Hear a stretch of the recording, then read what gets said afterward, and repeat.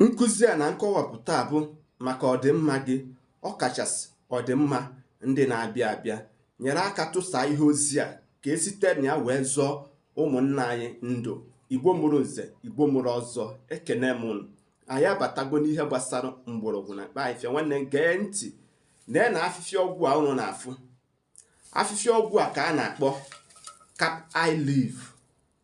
Ka ị ga-esi wee identify this leaf bụ through the seed ya. Cap eye seed. Anya oke ọkpa. Amarọ m ihe ndị bụ unu na-akpọ ya bụ ihe. Denye on the comment section.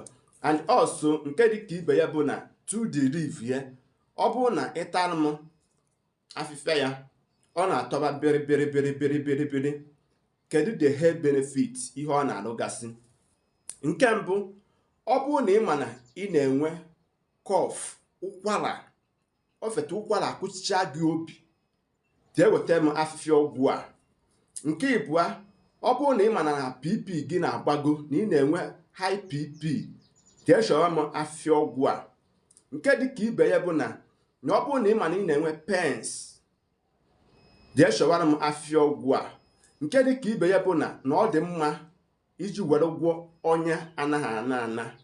Nke makarịsịchara mma nke ukwuu bụ na ọ bụkwanụ anti-poison.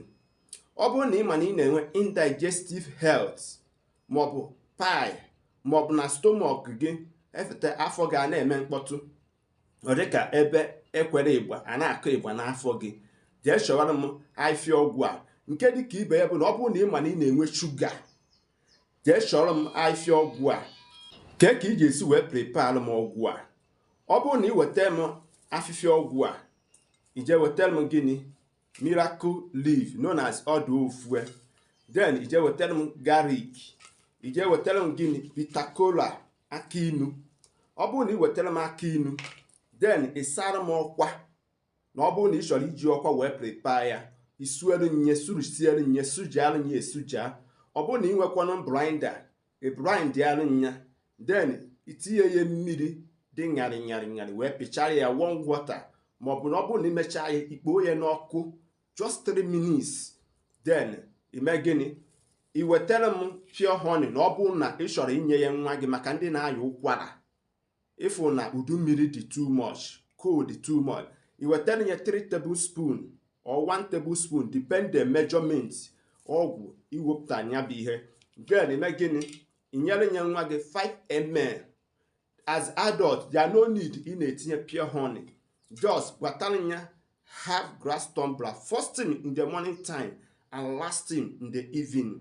Mere m ihe opekata mpe na bụ nọ 4 times in a week. Mere nye 2 weeks, 1 month. Bịa na my comment, bịa gwa m ihe unu fụrụ.